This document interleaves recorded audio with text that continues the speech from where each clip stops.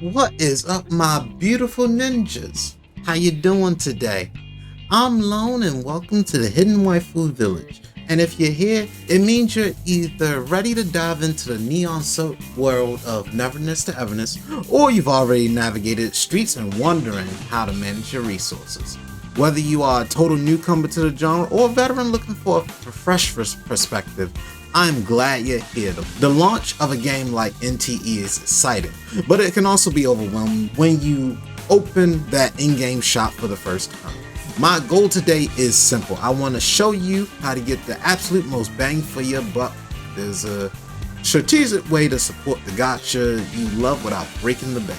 And it all starts with understanding efficiency over impulse. We aren't going to do a deep dive into complex spreadsheets or mind numbing math. Instead, I'm going to give it to you straight. We're going to identify exactly which items in the shop are terrible in terms of their value to dollar. Some things look like a great deal on the surface, but are designed to drain your wallet for very little return. We're going to cut through that noise. I have dived into the booba that is gacha as a player and a spender for nearly 6 years now. From Genshin to Star Rail to ZZZ, Wuwa, Nikkei, and that's just to name a few. I've navigated the banners, I've fallen for the traps, and I've learned exactly how these shops are designed to work. I've made the financial mistakes so you don't have to. Now, before we look at a single pack, here is my disclaimer. This video is not here to convince you to spend money. In fact, if you ask me for my most honest advice, I'll tell you straight up, don't spend money in gacha game. You can have a fantastic experience in NTE as a F2P player, but also know that many of you want to spend to support the game or secure your favorite waifu. If that is you, I want to make sure you're thinking with the right head. So, if you're ready, let's head over to the shop and see what's actually worth your money. Let's dive in. Before we get into anything else in this shop, the number one absolute best thing to buy in any gacha game is whatever the equivalent of the monthly pass is. Now, you might be asking, Lone, what is the monthly pass? In NevernessToEverness case, it is the Rift Crystal Mining Permit. And essentially, the monthly pass is typically around $5 USD. And here's how it works. You basically log in every day to get 90 of the currency, and then you get 300 of the premium currency up front. So you would get, in this case, you would get about almost 2 multis. The Rift crystals being the premium currency, and the Analyth is the currency you can earn in game free. And in NevernessToEverness case, you also get 30,000 fawns, which is, if you have had the experience of playing this game, you know how important fawns are in this game. Let's be honest here. Trying to level up that city tycoon, you're gonna need a lot of fawns. But anyway, make sure you buy this. This is wonderful value in terms of value to dollar. You essentially get almost 2 multis for $5. And on top of that, you do get the fawns too. All right, moving on. Next up, we get the starter packs. They're basically itching you or trying to itch you to spend money. So, because most of the time, once they get you once, you'll most likely spend again.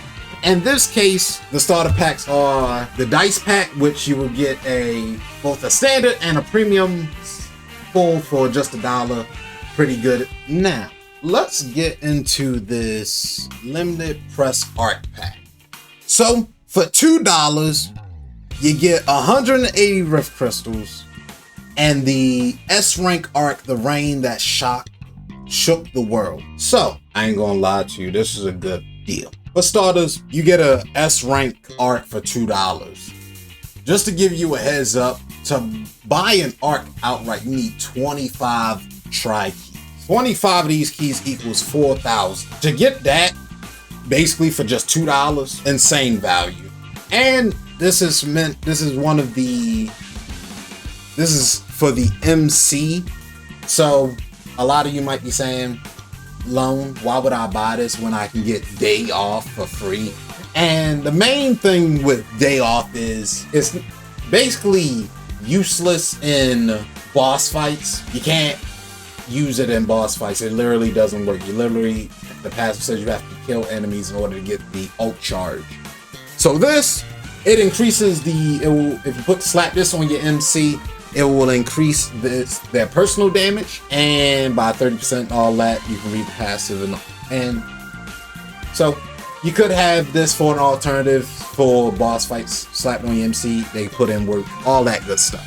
The pull, or a little over pull in this case, is alright, not too crazy, but the main thing you buy in this pack for is the S rank art gift center.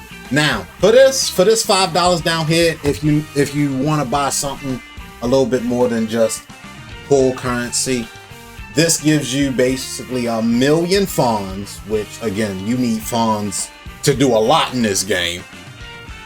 And then you get 100 beetle coins, which is what you use to level up characters and all that. So for $5, pretty good for like in-game materials.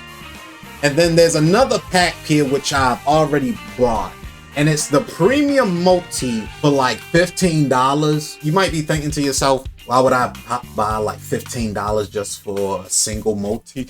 If you want to spend $15 here, if we don't include the top up double bonus, which I'll get into later in this video, you don't even get enough for the multi. You get $15 guaranteed a multi. Boom, bam. Let's move over to the Circle Bounty. This is the battle pass of the game.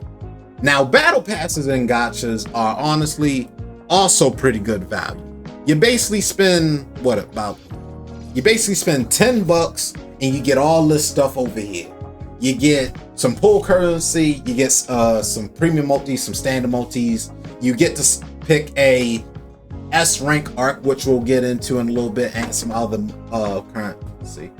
And then if you spend an extra $10, you get all that stuff on the right there. Depending on the person, it might not be worth. You get some cosmetic stuff. It's up to you to determine whether that extra $10 is worth it. But moving on, if I'm being real with you, when it comes to at least the standard banner S rank characters, none of these arcs really compete. You can get all of their signature arcs for free just by fighting different bosses for the first time. So even if I remember correctly, looking at like things like Pride One, even if you had one of these at like M5, it would be maybe slightly better. And when I mean slightly, I'm talking like maybe less than 1% in some cases, compared to just one copy of their signature. So yeah, where these show their worth is for limited characters. So Nanalee, sorry, is the current banner character. Let's say you ain't go for the weapon. You could literally, in this case, you would pick Fluff of Fortitude if you weren't gonna go for her signature. Be great value. It's honestly a pretty solid arc when you read it's like passive. Time to move on to the big pool. The thing you've probably been wondering most about. These gem packs down here. When it comes to these packs right here, most of the time these are not worth it. Let's just take the highest one in here for instance. For $100, you basically only get like 5 multis. Keep in mind, pity in this game is 90, so you don't even make it to pity with $100. Now, where I will pivot is, as you can see on my screen, some of these packs say double on top of it. And that's typically because with Gacha, that first top-up bonus you do generally provides you doubles the currency. And in that case, if you're willing to spend, I would say it is kinda worth it, because you do, mainly with the $100 pack, you do make it to pity, or at least soft pity. Most of the time you'll probably still get the S rank unless you're really unlucky. And then the rest of these are also worth. Typically what gacha games do, when, at least the ones that I've played, is when the anniversaries normally come around, they normally refresh the top up bonuses to double. So what I see people do is that they'll buy these, and then wait until they reset the top up bonuses again and then buy them again. That's the only time they buy these. You can do that. I would suggest only buy that one time, and after that, don't really touch these packs if you can avoid it. I buy these packs because I make content, and that's one of the reasons. Main reason is I just collect all the waifus and gotta catch them all some way or another. I know somebody's probably gonna be asking like, what about like skins and stuff? And to that I tell you, that's completely on you. If this outfit right here to you is worth what essentially is, let's just, to keep it simple, 30 bucks.